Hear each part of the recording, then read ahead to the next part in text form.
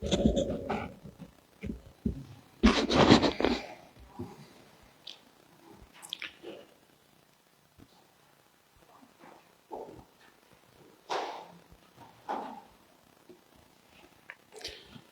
браќи и сестри, добро утро.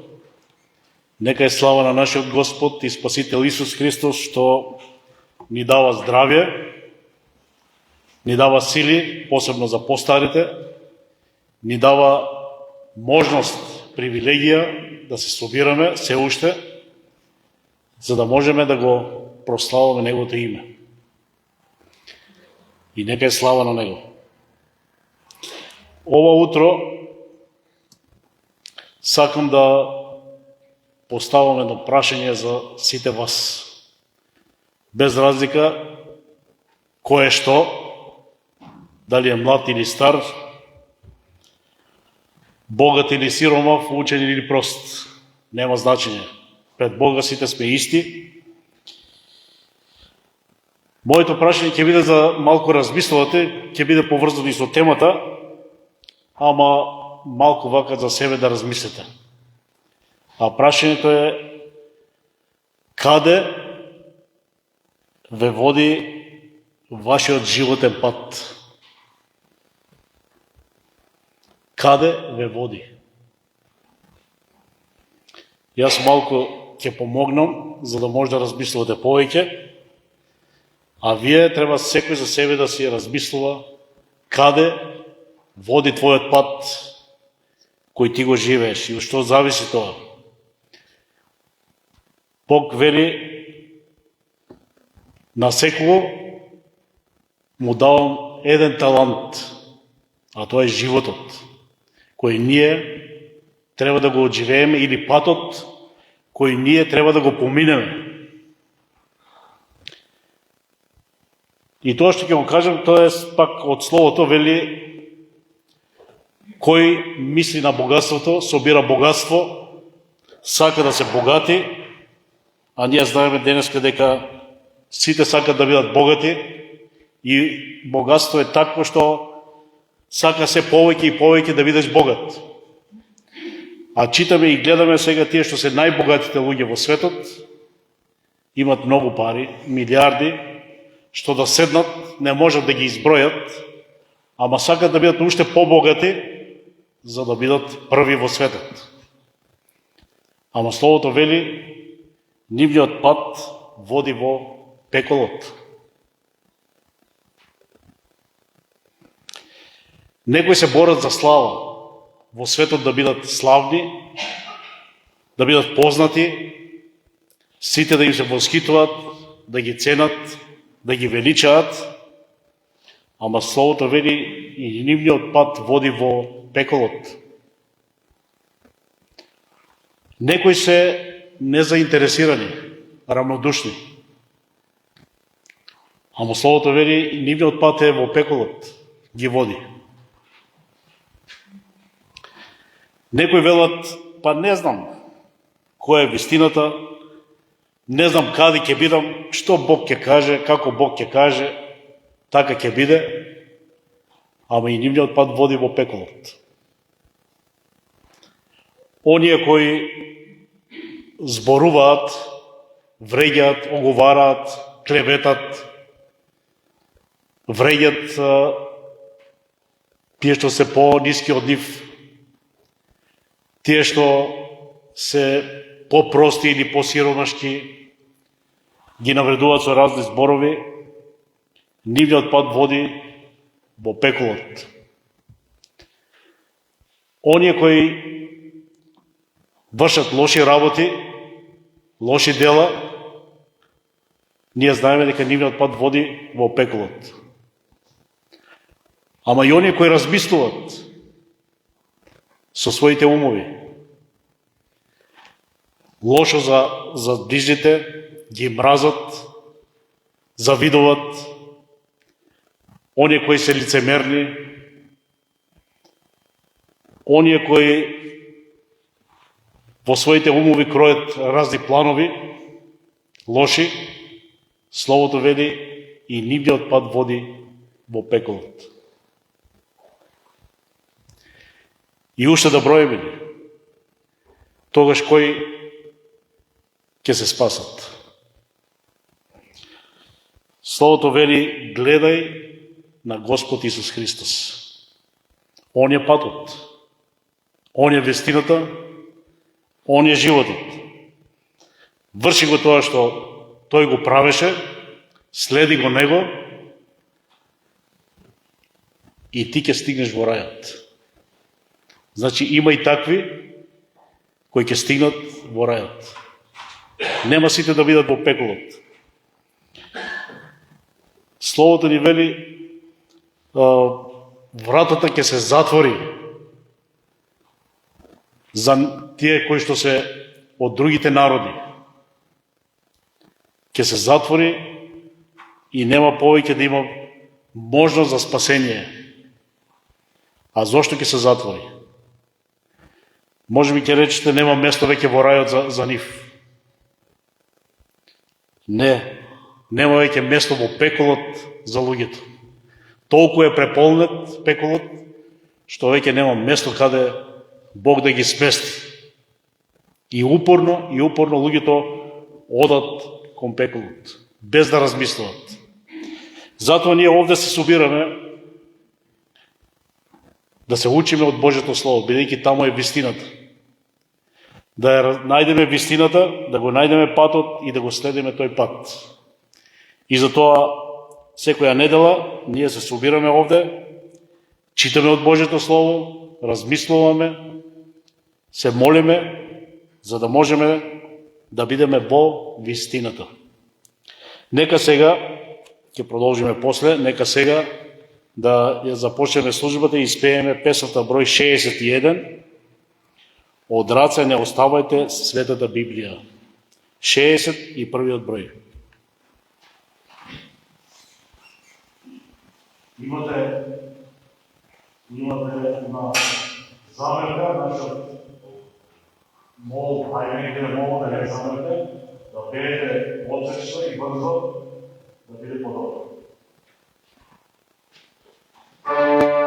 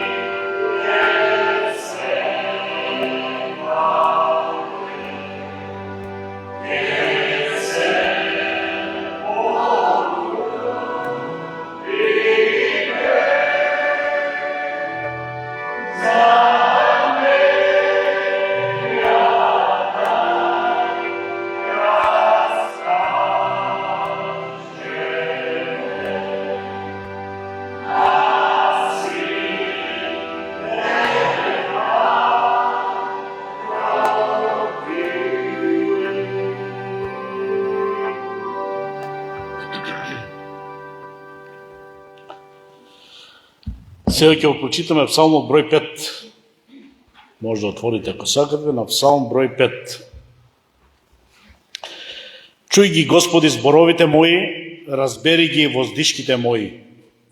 Чуј го гласот на мојот повик, Царе мој и Боже мој, зашто Тебе ти се молам. Наутро го слушаш гласот мој, наутро застанувам пред Тебе и чекам. Зашто Ти си Бог, кој не сака беззаконија, за лошиот нема место кај Тебе. Безбожниците нема да обстојат пред очите Твои. Ти ги мразиш сите што вршат неправда. Ти ги уништуваш сите лажливци, од крвопиец и лукав Господ се гнаси. А јас пак според Твојата голема милост ќе влезам во Твојот храм и ќе паднам ничком пред Твоето светилиште со почит кон Тебе. Господи, води ме во Твојата правда.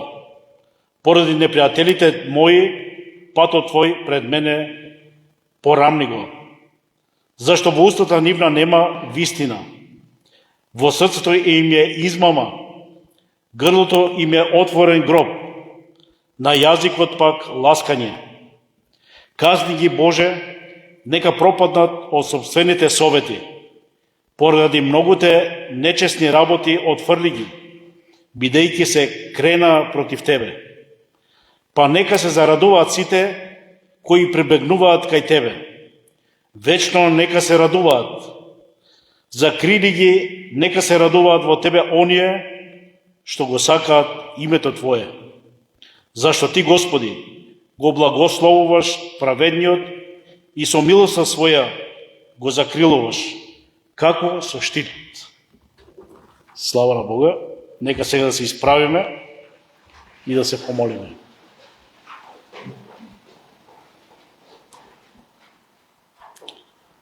Татко, и ова утро, кое Ти ни го подаруваш, сме дојдени овде со една цел. Господе, да Те прославиме и да го слушаме тоа што Ти сакаш да ни кажеш и ова утро. Господи, Ти многу не сакаш и затоа постојано сакаш да не учиш, да не научиш и Твоето Слово да биде во нашите срца, за да знаеме како да живееме, да знаеме како да зборуваме, да знаеме како да мислиме. Бидејќи нашиот непријател сака се да ни одземе. Нашиот непријател сака тоа што Ти ни го даваш, да го украде од нас.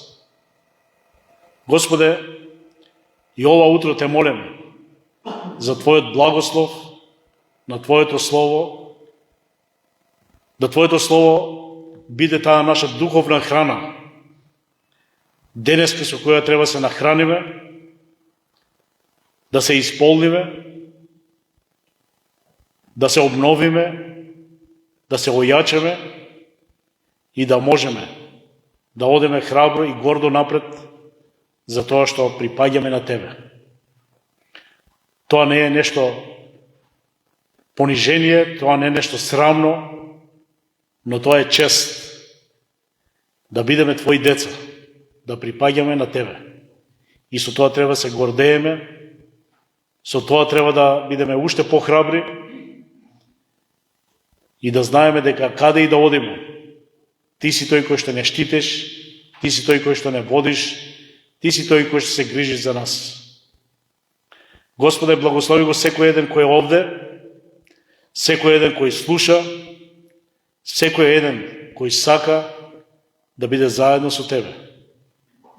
Те молиме за болните кои ги има, кои можеби сега се во потешка ситуација, не им е добро.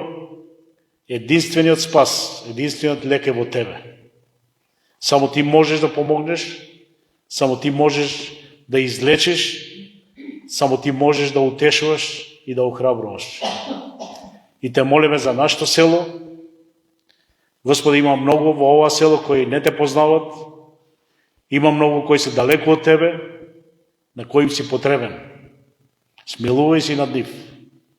Те молиме и за нашиот народ, да го обновиш, да го просветлиш, да им ги отвориш очите, Господи, да не служат на идоли, да не служат на светци, да не служат на оно што е погрешно од Твоето Слово.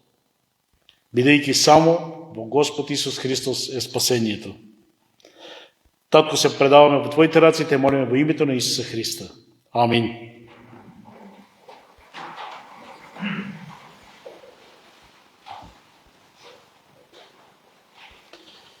Втора песна ќе испееме 62.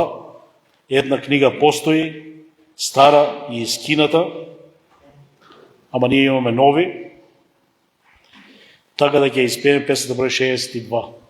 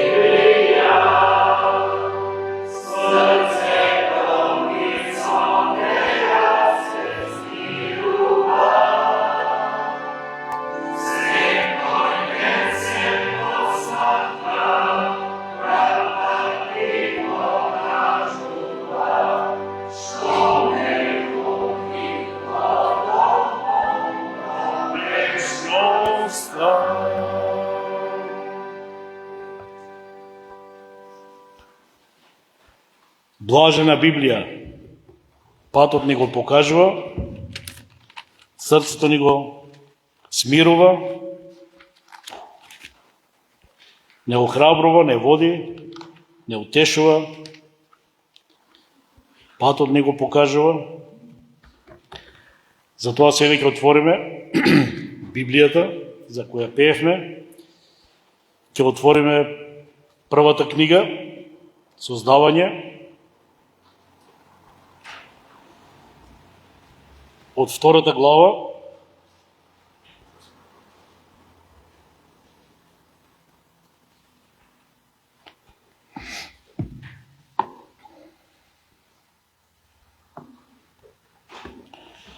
осми, 9 стих, 15 до 17, малку е испрекинато, ама за да не го читаме целиот текст.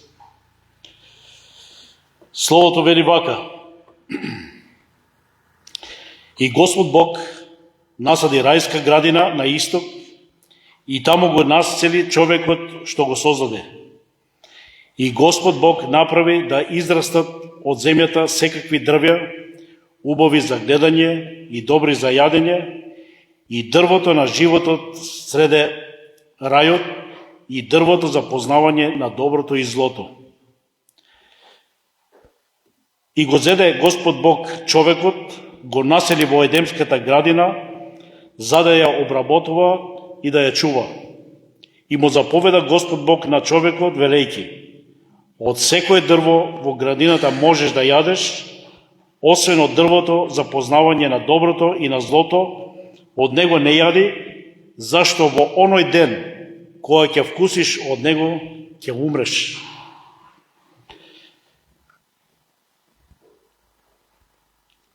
Од реброто, што го зеде од човекот, Господ Бог создаде жена и ја доведе кај човекот.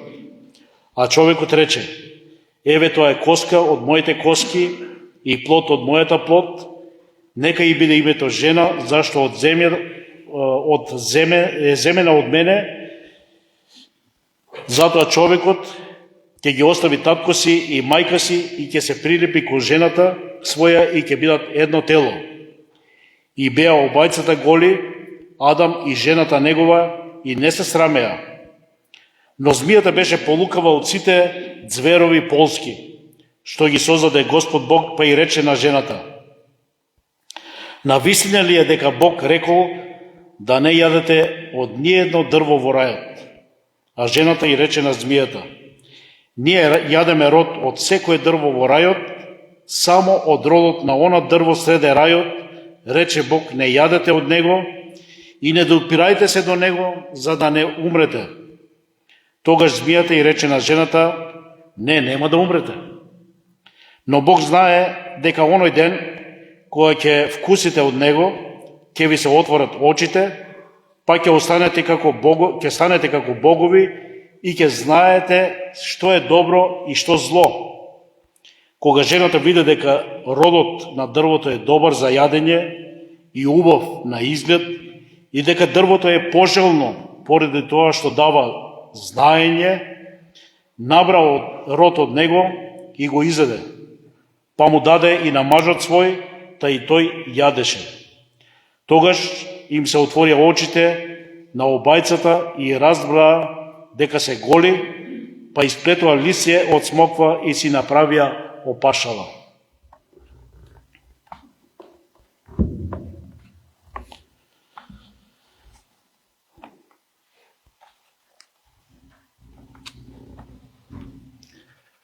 Темата за ова утро, за која сакам да зборувам и да нашето внимание го свртаме кон тоа е: можеш ли да кажеш не на гревот? Имаш ли храброст, имаш ли сила да кажеш не на гревот?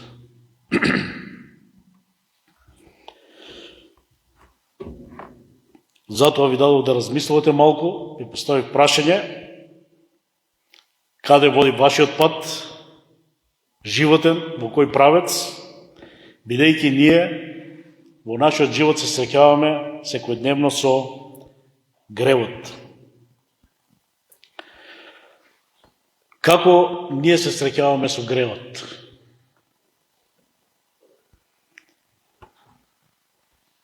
Дали ние одиме кон гревот за да го вршиме, или гревот доаѓа кон нас?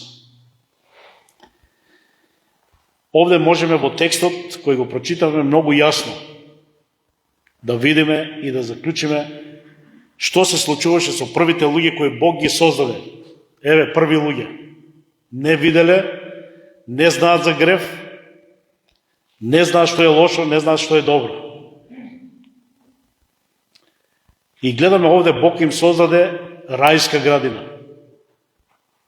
Кој ќе спомне зборот рај, тоа на нас не асоцира на нешто многу убаво, прекрасно, бидејќи тогаш во рајот Бог вели им насади секакви дрвја, плодни, не неплодни. Ние денеска садиме украсни дрва, садиме дрва за сенке да ни прават, садиме дрва за лисја да ни прават, повеќе да ни сметат отколку да имаме корист, но Бог им посади во рајот плодни дрва од кои можеа да јадат во секој време што сакаа.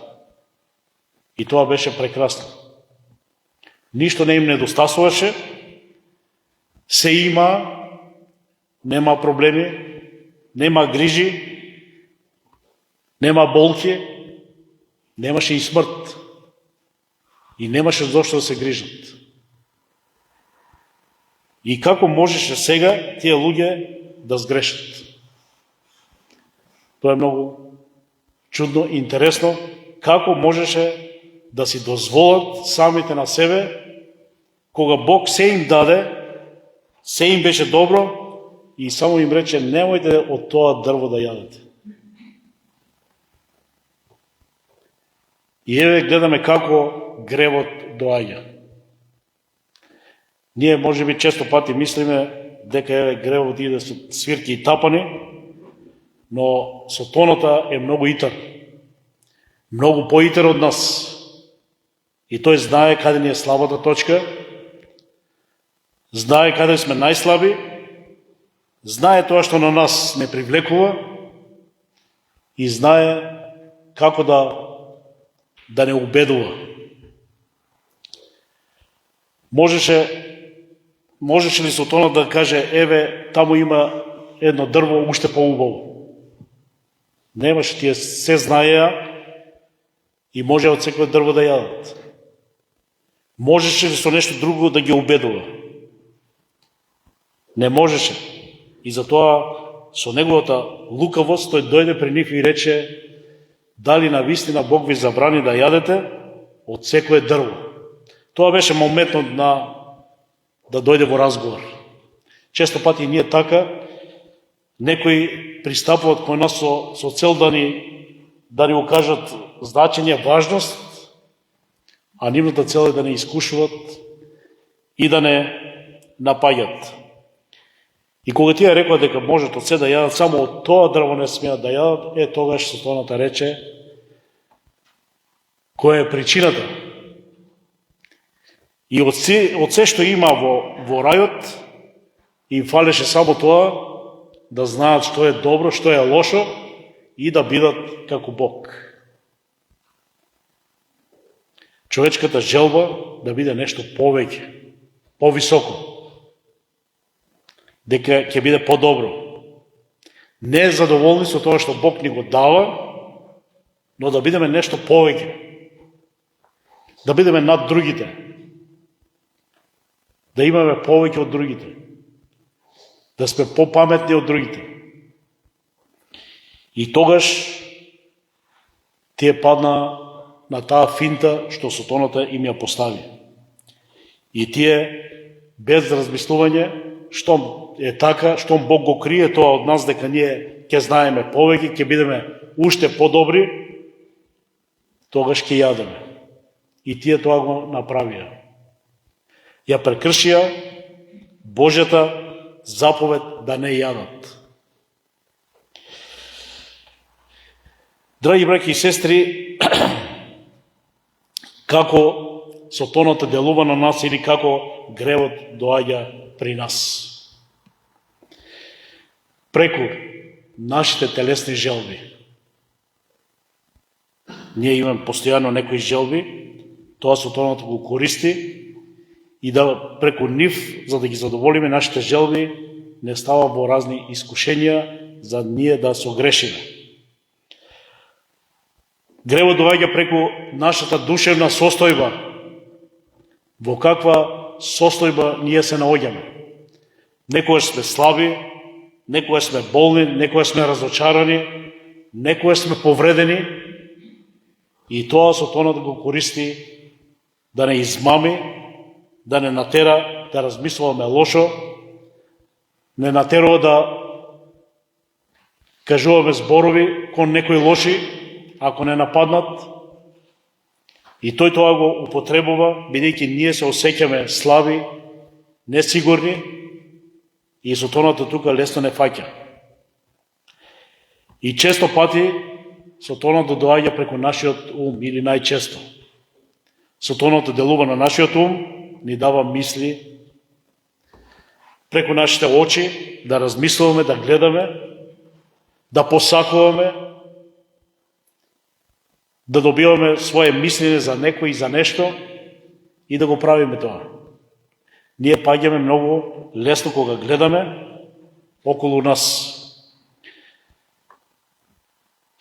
Имаме многу примери во Библијата каде што верни луѓе. Ние сега зборуваме за верни, не зборуваме за тие што се во светот. Тие што се во светот се грешни, живеат во гревот и тие се робови на Сатаната. Но ние сега зборуваме за тие кои ја читат Библијата, кои одат во црква, кои велат дека се верни и веруваат, па и за нас самите, какви примери Бог не оставил во Библијата да видиме како може човек да согреши, иако се смета за верен. Еден таков пример, освен Адам и Ева, е Давид, кој беше омилен Божи цар. Бог го постави на тоа место да биде цар и беше еден од најдобрите цареви. Но што се случи со него? Кога, бидејќи тој постојано војуваше, беше постојано во борба и освојуваше, ги победуваше другите народи, бидејќи Бог му помагаше, и еднаш остана дома, не отиде во војна. Човекот беше слободен, сакаше да биде слободен, да се одмори, да се малку освежи и да биде добро, да живее малку убаво. И тогаш што се случи?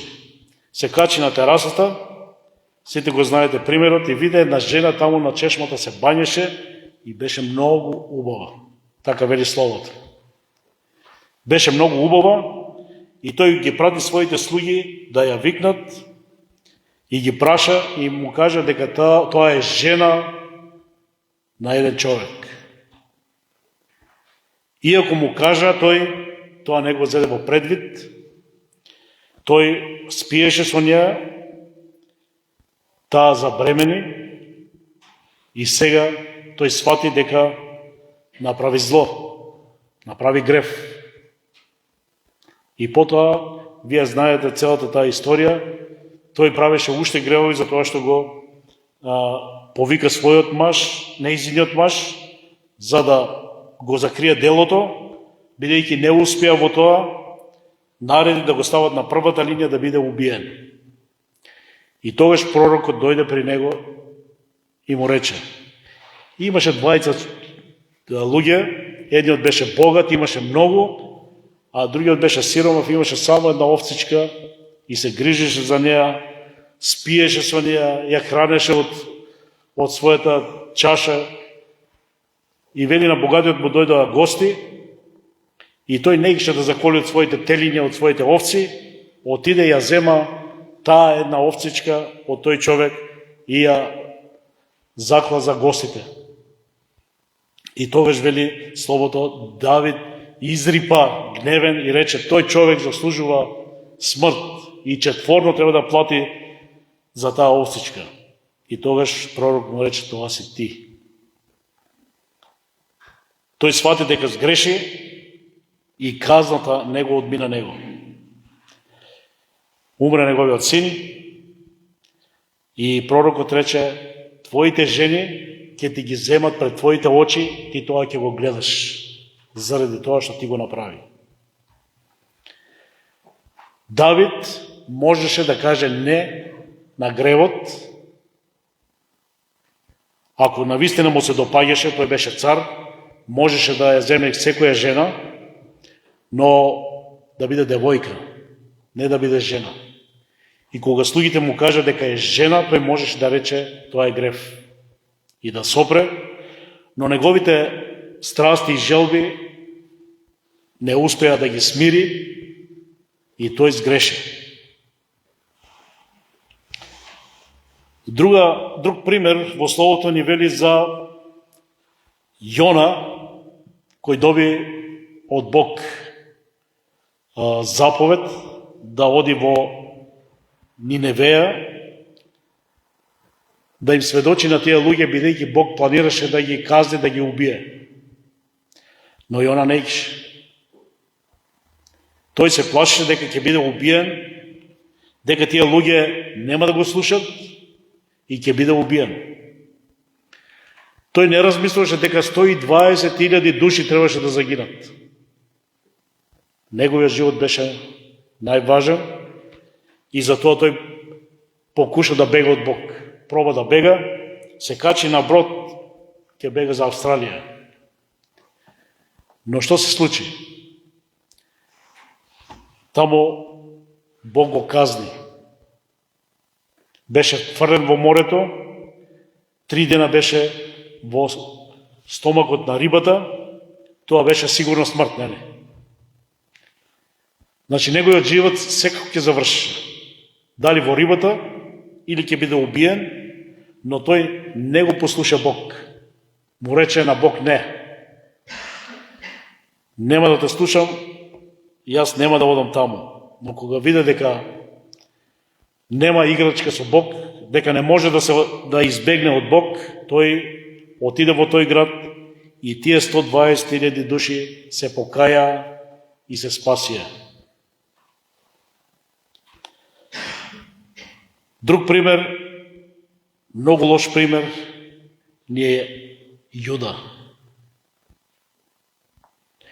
кој Господ Исус Христос го продаде за 30 сребреници. Јуда беше со Исус 3 години, 3,5 години, гледаше, слушаше и на крајот отиде, го предаде Исус, го продаде за 30 сребреници. И тоа беше за него казна, тој сам си пресуди на себе и на крајот свати дека е грешен и отиде и се обеси. Друг пример ни е Петар, кој исто така беше со Исус, беше најбрз, најхрабар, дури зема нож со себе за да го брани Исус, но кога го фатија Исус, кога почна да го прашуват и ти ли си со Исус, тој се уплаши. Можеше да каже да, и јас сум со Исус. Но тогаш тој рече не. Се уплаши од смртта и после се каеше многу за тоа што го направи. Имаа можности во својот живот да кажат не на гревот, не на искушенијата, не на сотоната, не на проблемите. Имаме и ние. Не зборуваме само за нив. Тоа е како пример за нас кога доаѓаме во такво искушение. Што следи ако кажеш да на гревот? Ако го послушаш сотоната, ако го вршиш тоа што сотоната во тој момент ти го нуди. Тој ти го нуди на тебе. На сила не те натерува. Тој ти го нуди, може да те заплашува, но тој ти го нуди. И ти ако не го одбиеш, тогаш следува казна, како што сите тие беа казнети, следува смрт и на крајот следува пеколот. Нема играчка со Бог. Секогаш, ако одиме против Бог, нашиот пат завршува во пеколот. Но во Библијата има и многу позитивни примери. Мораме и нив да ги погледнеме, бидејќи треба се учиме од нив. Еден таков пример е Јосиф. Тој се наоѓаше во многу лоша состојба. Беше во робство, продаден, беше од најдолната класа и тој имаше искушение. Неговото искушение не беше страшно, но беше опасно. Жената на неговиот господар сакаше да спие со него, бидејќи беше млад, убав, и таа го повика при себе и сакаше да спие со него, но тој знаеше дека тоа е греф. Да бидеш роб, отфрлен од семејството, да бидеш најдолна класа, да немаш права и да кажеш не на гревот. Е тоа нешто многу силно.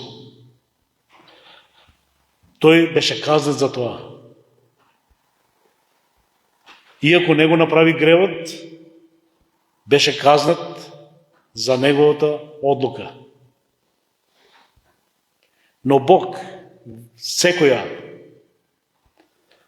храброст и смелост ја претвара во победа. Може би во моментот изгледа страшно, беше затворен во затвор, лажно, но Бог тоа го претвори во победа и не само во победа, туку беше издигнат на толку високо ниво, беше втор човек во Египет. Во моментот изгледа многу жално, нели? Јосиф можеше тоа да го искористи, да спие со таа жена ќе гледаше на него многу повеќе, ќе му даваше многу повеќе, но тој тоа не го сакаше, бидејќи знаеше дека тоа е греф. И затоа тој пострада, но беше од Бога издигнат. Друг пример таков ни е Даниел. И тој беше во робство. И наместо да се умилкува на царот, да биде близок до царот, Даниел го правеше тоа што беше на Бог угодно. Тоа што беше во Божите очи исправно. Тој се молеше 3 пати на ден, иако царот донесе таква одлука, не смеете да се молите на никој друг Бог, освен на царот. Не смеете на никој друг да се поклонувате, освен на Бога. Имаме и ние таква заповед денеска. И Даниел не го послуша тоа. Знаеше дека ќе биде казнат, бидејќи беше донесена таква наредба, кој ќе биде фатен да се моли, ќе биде фрлен во јамата со лавови. И ние имавме таква ситуација пред неколку години. Ако се собирате во црквата, ќе бидете казнати, ќе бидете затворени или не знам уште што. И сите цркви се уплашија, сите цркви ги затворија, сега сваќаат дека не беше тоа исправно, со цел дека почитуват власта. Тоа беше оправданието. И Даниел можеше да ја почитува власта. И Даниел беше тој кој се најде во истата состојба. Можеше да рече, заради царот, нема да го правам тоа, кога ќе помине таа забрана, пак ќе почнам да се молам. Тој беше упорен, постојано го правеше тоа и на крајот беше фатен и фрлен во јамата со лавови, но наместо да биде изеден од лавовите, Бог направи така да и царот се молеше на Бог. И народот беше натеран да се моли на Бог. Едно не да кажеш на сотоната, на гревот, Бог дава голема победа. Само едно не. И уште еден пример, тоа е Господ Исус Христос, кој исто така беше обвинет, кој беше фатен, врзан, затваран, тепан, мачен и распнат на крстот. Господ Исус Христос беше искушуван и од сотоната претходно. И тој не прифати, му рече не на сотоната. Иако беше гладен, 40 дена постеше, сотоната му рече, па ти имаш власт, кажи, овие камиња ќе станат лебови. На Исус му требаше храна. Но Исус не го слушаше зборот на сотоната, не ги слушаше заповедите на сотоната, искушенијата на сотоната. Тој рече не. Го однесе на храмот и му рече, фрли се, има ангели ќе те фатат и нема да се повредиш. И на тоа искушение Исус рече не. И третото беше, поклони ми се и целиот свет ќе биде твој. Исус рече не. И му рече, бегај, сотоно, од мене. И на крстот Исус можеше да откаже. Можеше да не ги поднесува тие болки, но ние ќе ги носевме.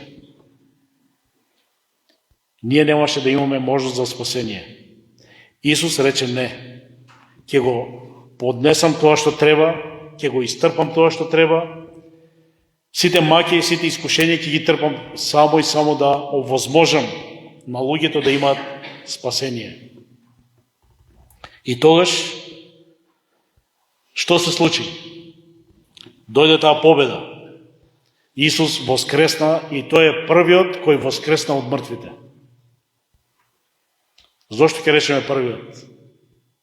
Сите што воскресна пред него, нели имаше Лазар и други имаше кои умреа и беа воскреснати, тие воскресна за пак да умрат. А Исус воскресна за вечност. Со променето тело, со духовно тело и кое веќе не умира. Тој е благослов и за сите нас. Значи, кога човек ќе рече не на гревот, тогаш има победа, како што видовме во сите примери, има благослов за сите, па и за него, и има вечен живот.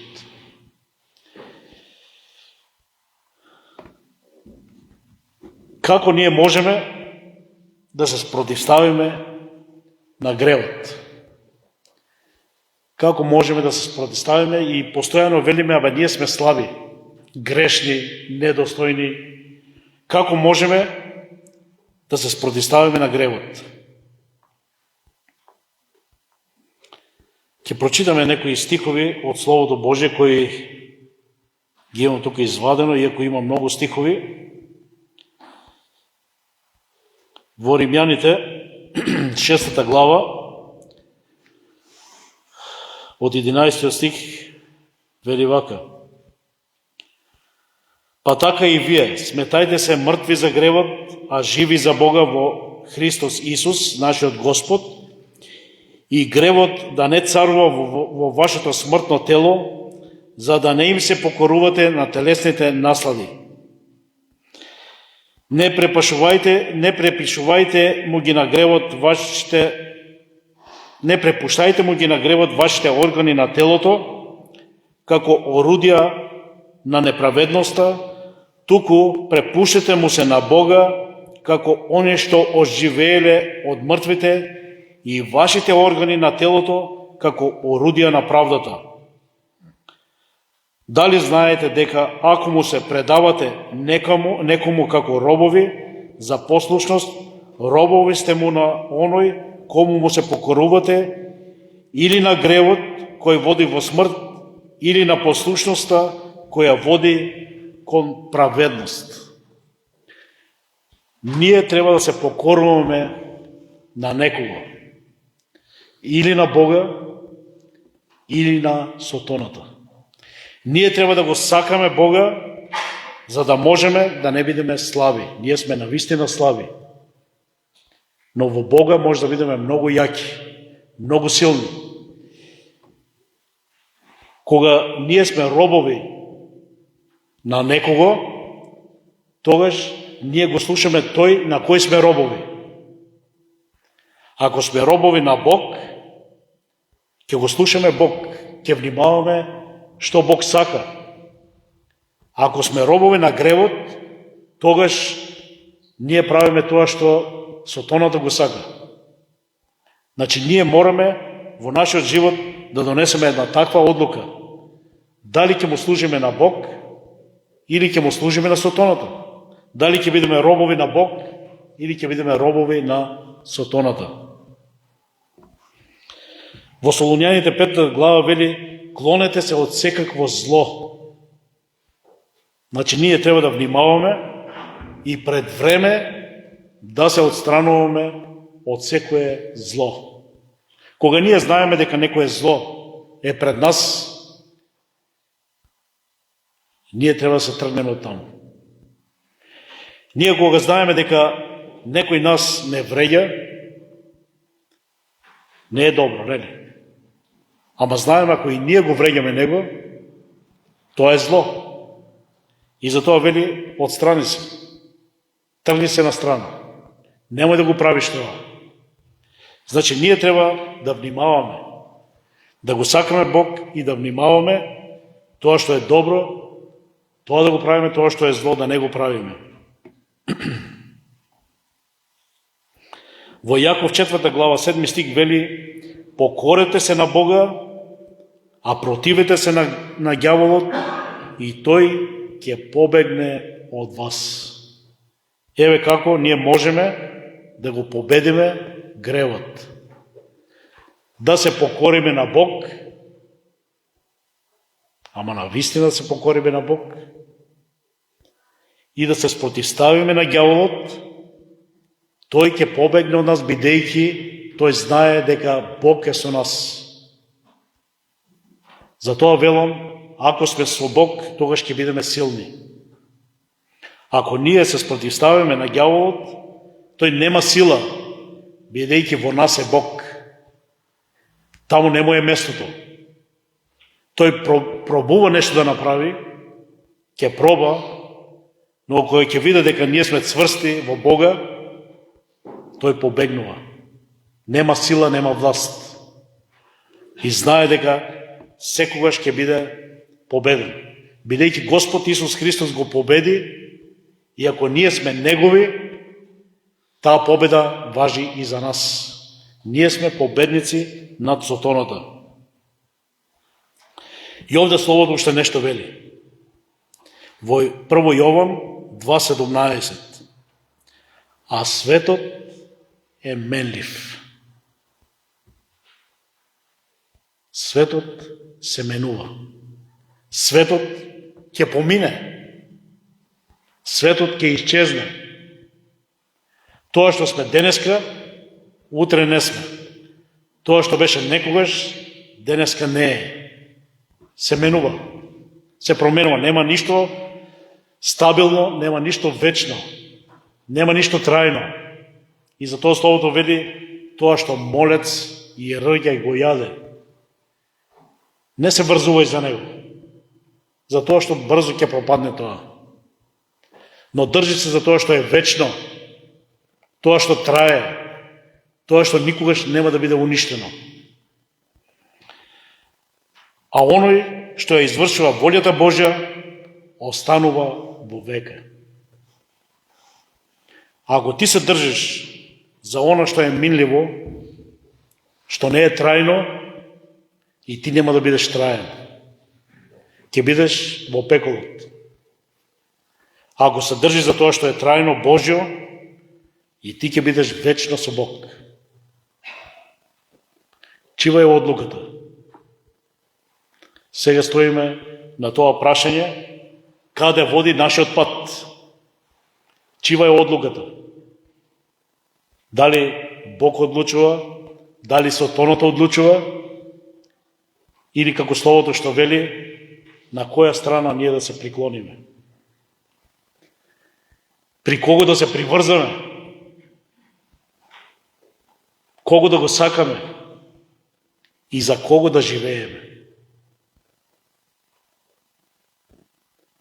Размислувајте на тоа прашање. Каде води твојот пат што го ти живееш? Дали е во ред? Дали е исправен? Дали сметаш дека така како што живееш, ќе стигнеш во рајот или нема да стигнеш? Денеска имаме време да размислуваме. Утре можеби нема да имаме. Петар, кога Исус одеше по водата, посака да оди и тој по водата. Беше интересно. Никој не може да оди по вода. Исус одеше. Штом Исус оди, тој вели, сакам и јас да дојдам при тебе. Исус му вели, дојди. Дојди. Еве, можеш да одиш. И тој тргна, ама не гледаше во Исус. Гледаше на страна, во ветрот, во бурата. И тоа го сруши. Ако ние не гледаме во Исус,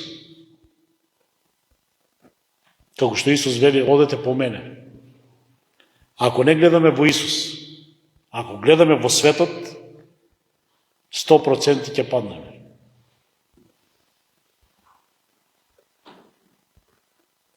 Ако гледаме во Исус,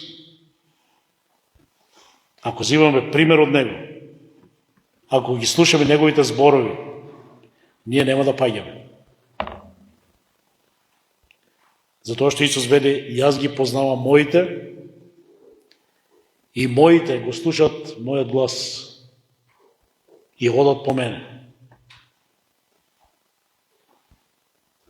Немојте да гледате во светот. Библијата така не учи. Не гледајте во светот. Гледајте во Исус.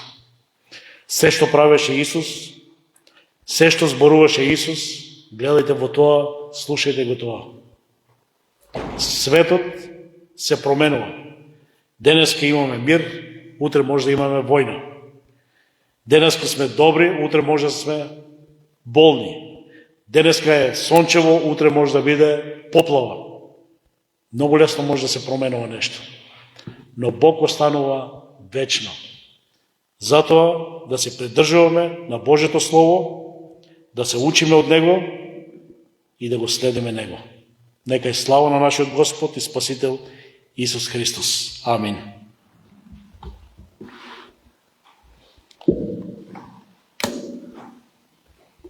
Сега ќе се исправиме да благодариме.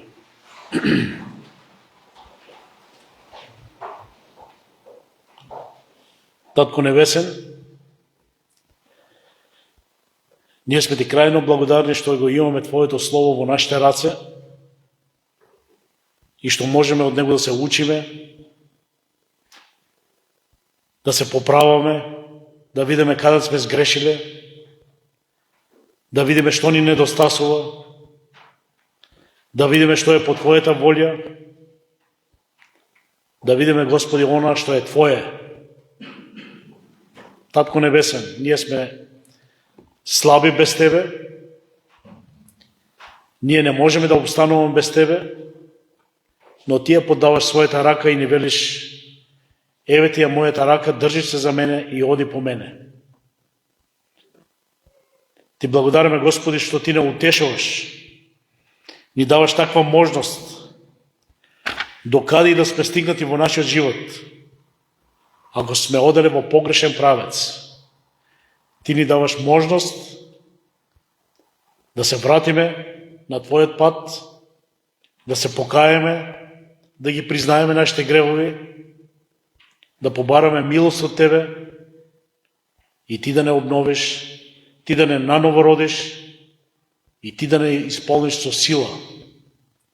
Господе, помогни ни да те следиме, да не залутуваме во овој свет. Помогни ни да не гледаме на овој свет, но да гледаме на тебе и да живееме по твојата волја.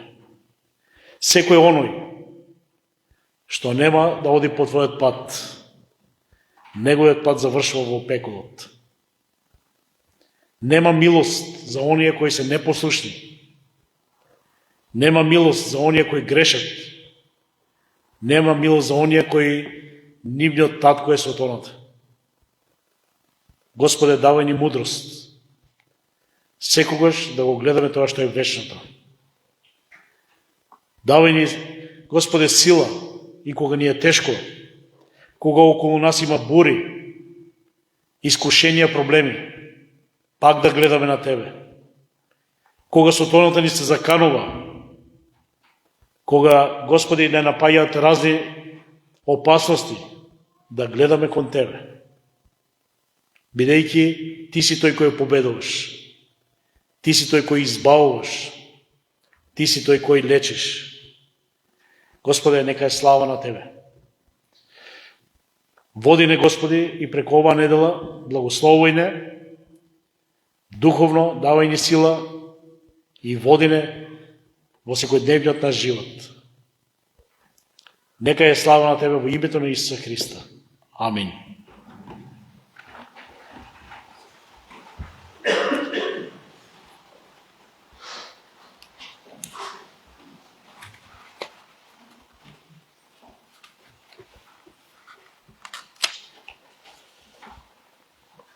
Бидејќи се изморите од слушање, сега малку да пееме, ќе го славиме Бога со песната број 191. Не отфрлај ти Божи глас. Кога го слушаме Божиот глас, да не го отфрдаме, но да го прифаќаме.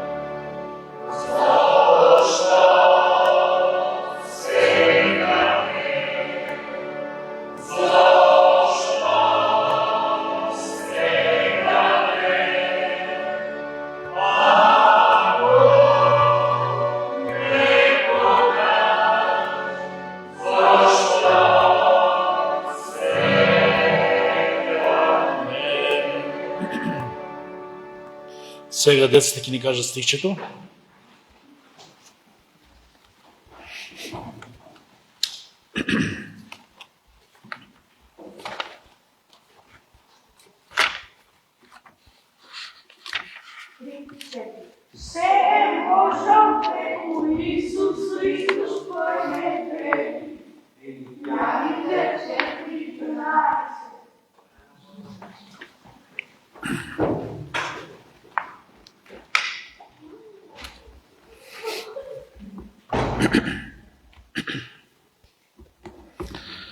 Следната недела, одново во 10 часот е утринската богослужба, а сега после службата хорот да остане за кратко, нема многу да ве држиме, да се договориме нешто и така да планираме некои работи.